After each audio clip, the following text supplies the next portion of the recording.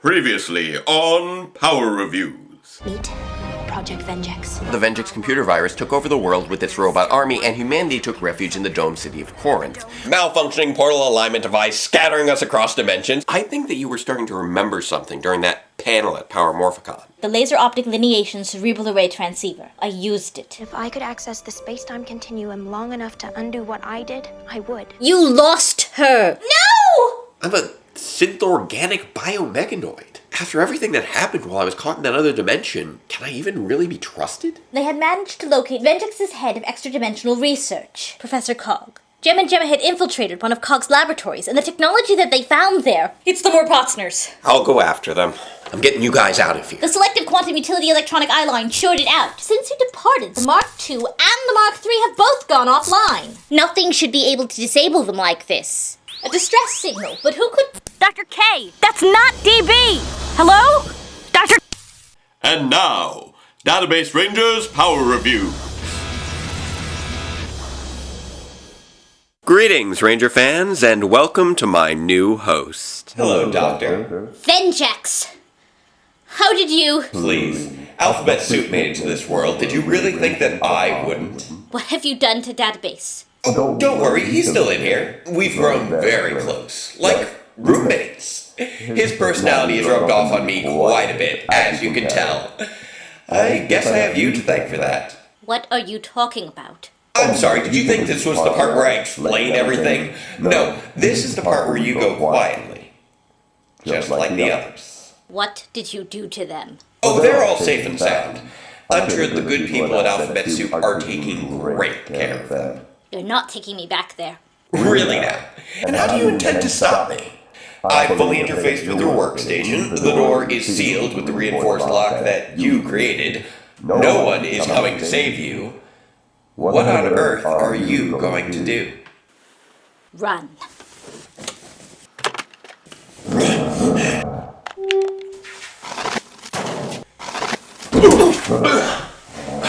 Blasted reinforced door. Great. Another disappearing act.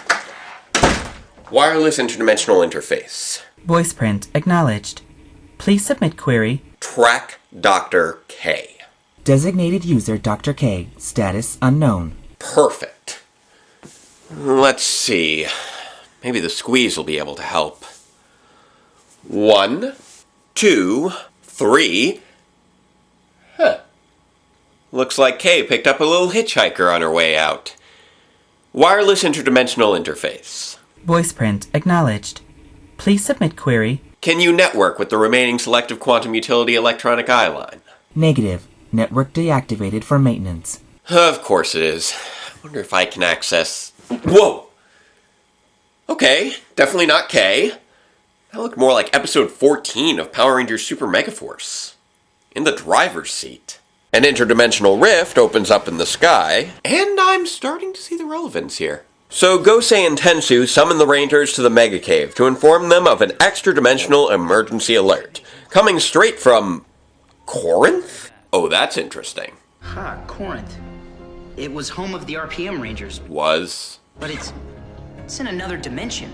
Gosei is confused over the nature of the signal, and why nothing else would be coming through the wormhole, especially since Corinth has supposedly been at peace for a long time. If you can call the 2 to 3 years since Clash of the Red Rangers a long time. Now the Rangers decide to travel to Corinth to investigate, but Gosei is worried about leaving their homeworld defenseless. If anything goes wrong, you just call her. We'll come back. Oh yeah, like it's really that easy. All right. Really? It's that easy? Another dimension? How cool! Oh yeah, I'm sure it's going to be a walk in the park. Because dimension hopping always goes so smoothly.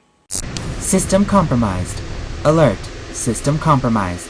So while the Rangers summon the skyship to follow the signal, someone else decides to emerge from the wormhole after all. Professor Cog? Back on Earth. So do they not call Earth Earth over there? Because I'm pretty sure it's still Earth. Of course, the Rangers totally fail to notice this as they just sail right through the wormhole, just like they also fail to notice Cog sealing it shut behind them. Really, is no one paying any attention at all? Those lousy do-gooders fell from my trap. Just like I knew they would. Wait, how does he know those were even the Rangers? Last time he left the RPM dimension, he encountered the Samurai Rangers, and they definitely didn't have a giant red flying pirate ship. Come to think of it, how is this guy even alive right now? I mean, the last time we saw him, Scott and the Samurai Rangers were delivering a string of sword strikes to take down him and Sergeant Tread, who blew up and... Wait. Rewind. Sergeant Tread was the only one who exploded? Of course! Hiding behind the explosion! That's a great way to fake your own destruction! Kudos to my alternate self for actually making an intelligent attack bot for once. And since he also totally managed to score that Sanzu River water he was after, that makes him the first villain to ever be the victor of a Power Rangers team-up special. I can't wait to see what sort of new villainous plan he has in store. My master plan should have included a way to get to the city. Wait! There! Really? A tractor. And I had such high hopes for you. So Cog and the Grinders ambush the farmer, who is somehow not surprised by the walking gearbox until it actually turns around to face him, and hijack his tractor to take them to the city, while the Rangers continue on their journey through the wormhole. It really is amazing. I'll say. I mean, we're traveling through a tear in the very fabric of time and space. Yes, that. But I meant just being a Power Ranger. Emma? How do you manage to be more whimsical about something you've been doing for almost 2 years than the fact that you are literally traveling through a tunnel to another dimension? System compromised. Alert. System compromised. Oh, that can't be good. Now, where am I? So shortly after Emma puts her foot in her mouth... Think about all the lives we made a difference in. All the times we've saved the world. Oh, Orion. I'm sorry. Orion reassures her that he just wishes he had met them sooner, and is glad that he can help keep other worlds from meeting the same fate as his. Oh man, I'm sure that seeing the RPM universe is going to stir up some seriously bad memories for him. They reach the end of the wormhole and...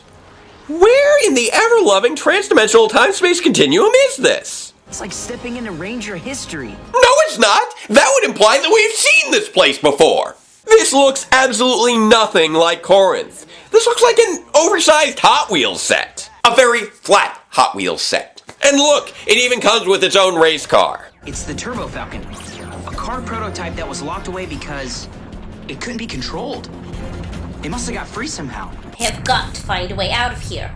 This is going to require repairs, and the last thing I want to do is be trapped in another cave. So apparently Cog's plan is to keep them busy chasing the Turbo Falcon, while he takes advantage of their absence to conquer their world. A plot that Prince Vicar is none too happy about. What are they doing? It appears to me, Your Highness, that they're taking over the planet. Okay, you guys do realize there are less than a dozen of them, right? They've got a long way to go before world domination is even on the docket. Rookies. Meanwhile, the Rangers deduce that the Turbo Falcon Zord is the reason for the alert, and it's their job to catch it. Rather than actually trying to trace the signal or contact any potential allies, which makes me seriously wonder if anyone actually lives in this giant glow-in-the-dark playset. Maybe Professor Cog's experiments with the Sanzu River water are more successful than I thought. They all take turns trying to catch the Zord, with Jake whipping out a random super megaphone and pretending to be a cop, then Noah trying to reason with it, Emma trying to coax it, and Gia flat out yelling at it to stop. Something tells me that this is our first time dealing with a rogue AI. Amateurs. After failing to make their case, the Rangers decide to helmet up and chase down the runaway Turbo Falcon, which responds to their aggression by blasting them with its souped-up tailpipes and charging straight through a nearby barricade. This whole place feels like it could fall apart at any minute. They bust out the rest of the Super Megazords for a jumbo-sized game of Mario Kart, but the Rangers are shocked to learn the Rogue Zord still has a few tricks up its tires. It can fly? Well, onwards and upwards. Back in Harwood County, Professor Cog's fun is spoiled by the sudden arrival of Prince Vicar, Levira, and Argus, along with their ex-Borg entourage. What is going on? Aliens? Yeah, between magically knowing about the Super Megaforce Rangers, forgetting about the Samurai Rangers, and not having a clue about the Armada forces, I'm starting to think that Cog's memory drives could use some serious defragmenting. I can't believe this! I finally get rid of the Rangers, and there's still someone getting in my way! Do you have any idea how many Rangers exist in that world? You picked the wrong dimension to conquer, man. This one is much nicer. What is this place? A train station?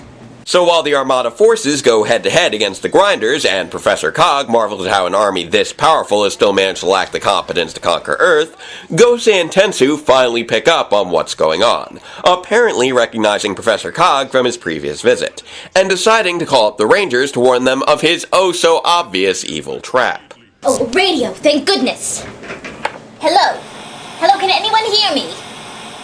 Perfect. It must be interference from the storm. I can't reach the Rangers! Check the wormhole. Oh no! It's gone! As I thought, this was all a trap. Seriously, it took you guys this long to catch on to that? That kind of incompetence really takes effort. Meanwhile, Troy's figured out that the Turbo Falcon is far too wild to be captured, and must be tamed instead. Which apparently means forcibly combining it with the legendary Megazord and chaining it up to drive the Zord into submission. Whoa there, little doggy! Wow, those guys are really enjoying the subjugation of that thing's will.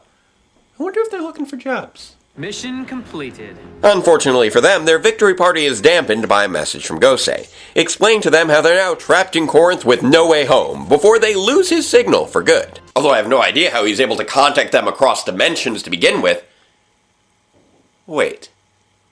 Wireless interdimensional interface. Voice print acknowledged. Please submit query. I know we can't find Dr. K from here, but can she find her way back to us? Affirmative. Wireless interdimensional interface portal alignment device retains home coordinates through transdimensional tachyon connection to home unit. Excellent, just as I thought. Wireless interdimensional interface? Sever connection to portal alignment device.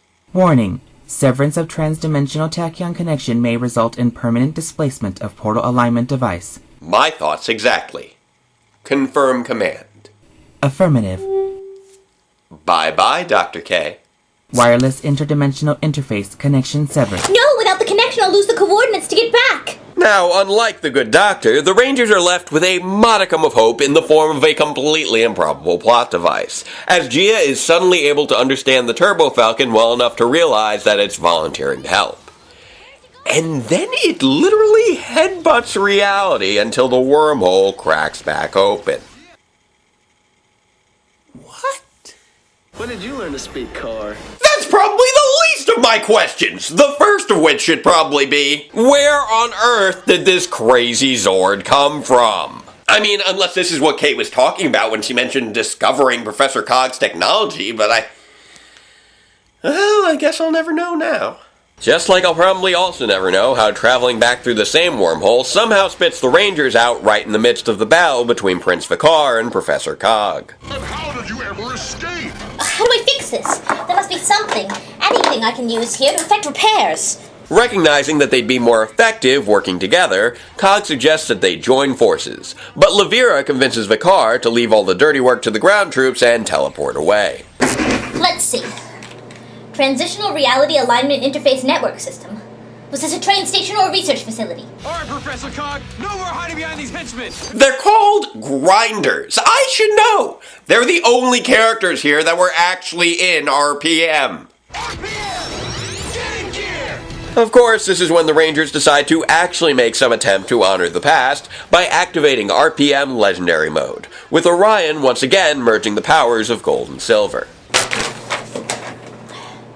Remarkable. This technology interfaces almost perfectly with the wireless interdimensional interface portal alignment device. Jake, on the other hand, seems to have merged quite a bit with Ziggy's fighting style, as the rest of the team revs up to take out the remaining Grinders and X-Borgs. Professor Cog still got some fight left in him, though, so they bust out the Turbo Cannon, Rocket Blaster, Zip Charger, Turbo Axe, and Street Saber to soften him up before reverting to Super Mega Mode for a Super Mega Cannon, Super Mega Blast. But even that still isn't enough to finish the job. I'm starting to wonder at this point if he got a hold of my counterpart's hard titanium shielding. They may need to drop a building on him if they want to end this. Instead, he decides to get the drop on the buildings and surprises Levira by growing giant-sized all on his own. And even the Rangers' 2 Megazords aren't enough to counter his gear-gaddling or his sprocket spirals. This technology looks ancient, but the system is remarkably complex. But as always, Gosei has a new toy ready and waiting. Rangers, I'm receiving a transmission from the Turbo Falcon. The Zord wants to lend you its powers for this fight, but the wormhole is closed. They're really not going to explain how this whole interdimensional communication thing still works with the wormhole closed, are they? Quick, use the RPM keys to open the wormhole. Why on earth is this suddenly so easy for them? All of a sudden, a wormhole just opens up in the legendary Megazord's chest, naturally spitting out a handheld Turbo Falcon and an engine cell to activate it, so it can race all around and blast Professor Cog. Then they just get rid of the Megazord's legs so they can combine again into the legendary RPM Megazord. Almost got it. They race around and fly through the air to dodge Cog's fire, activating the RPM Grand Prix attack to finally finish off the good professor once and for all. I think I'm actually going to miss him. After the battle, the Turbo Falcon drops the Rangers off at the farm where the wormhole first arrived, says goodbye to Gia, who we've now established can just magically speak car, and flies off back home to Corinth until the next time they need its help, which might be sooner than they think. Guys, how are we supposed to get home now that the car's gone? Well, you could summon the skyship, or you could walk since you seem to like to do that so much, or you could, teleport! Or you could just try to flag down a tractor. But it looks like the nearsighted farmer from before learned his lesson about hitchhikers the last time, so the Rangers are stuck walking home, dirty shoes and all. And that's the end of the episode. So, what did I think of it? Well, that was a big old pile of nonsense. I think it's fair to say that I know a lot about the Power Rangers RPM. My host body has had Dr. K for a roommate for the past 2 years, and I'm willing to bet that even she couldn't make heads or tails of what was going on in this episode. Yeah, sure, she's had amnesia about everything since the defeat of my alternate universe counterpart, but still! We get zero explanation for the survival of Professor Cog, the existence of the Turbo Falcon, or why the city of Corinth now looks like something straight out of F-Zero. Actually, I take that back. F-Zero looks a lot cooler. Let's stick with the flat Hot Wheels set. Oh, and let's not forget their completely cavalier approach to interdimensional travel. Gosei can chat with people across dimensions, but he can't keep his eyes on a big glowing red hole in the sky? Come on. And why can the Turbo Falcon headbutt reality? Answer me that! The only way that this episode makes any sense with the pre-established continuity of the franchise is if you just so happen to have completely out of context knowledge that Professor Cog was Vendix's last attack bot and head of extra-dimensional research, and that Dr. K just so happened to have Eagle Squad mine his lab for technology, which could maybe possibly explain how half of this is possible. But I think that's a little much to ask of your viewership. Plus, you would have to have a sharp enough eye to realize that Scott and the Samurai Rangers were totally wrong about having defeated Professor Cog 2 to 3 years prior, and then extrapolate from there that his victory with the Sanzu waters somehow led to the completely barren landscape we see here. But somehow, I doubt the writers put this much thought into things, because if they had, there would have been some evidence of it somewhere in this episode. Instead, I get the impression that they were somehow convinced that every season of Power Rangers had been adapted the same way that Samurai was, which is to say that so long as you swap out the appropriate names for the weapons, powers, and hometowns, you can pretty much translate the Sentai and everything will match up just fine. Which wasn't always even true of Samurai. And this episode is far from the only example, as this season has had a laundry list of bizarre creative choices, with many of their so-called past references actually making less sense if you've ever seen the past seasons, ranging from the off-malign, never-adapted Ranger teams, to all-new attacks, to not even knowing how these past names were supposed to be pronounced, or what the things they're referencing were even supposed to look like. Look, I know I'm an evil computer virus bent on world domination, but at least I do my research. And the simple fact of the matter is, if you're going to reference a past season to this extent, you've gotta get your details right. Instead, we're given a team-up villain who was never featured in the series, a brand new Zord out of nowhere, and a completely unfamiliar homeworld, all of which are presented here as being perfectly normal and representative of Power Rangers RPM, without a single throwaway line about any of the past characters who would have had to have been pivotal in bringing these changes about, including Venjix. I don't like to feel left out.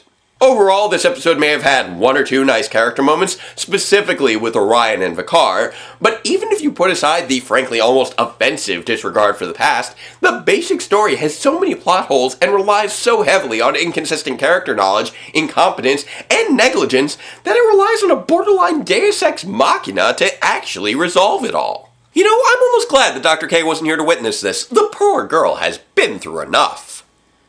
Well, maybe not quite enough. Okay. I guess you could say that this was your swan song. Wherever you are right now, I hope you're bundled up tight. Because you're going to be there for a long, long time. Backup power restored. Initiating final calibrations. Alright, well, that should preserve the coordinates long enough for my return. Looks like I won't be keeping the coordinates of this place, however. It's a pity. Such a wealth of knowledge. I wish I knew more. Looks like the storm's letting up. Let's see what else I can find before I go. Oh, here we are. User files. Primary user, Professor... Cog? That's impossible. If this were his facility, then that would mean... You crazy cats and kittens of Corinth. Corinth? The holidays are soon upon us, celebrating the birth of our new nation and 3 whole years of freedom. It can't be! So enjoy an old world Christmas classic. Calibration complete. No! Commencing No, I'm recall home! in 10. No. I need to call them. I need to tell them where I am. I need to tell them what happened to me. I need to tell him. 5, I need... 4, 3, Ziggy, 2, I need you. 1.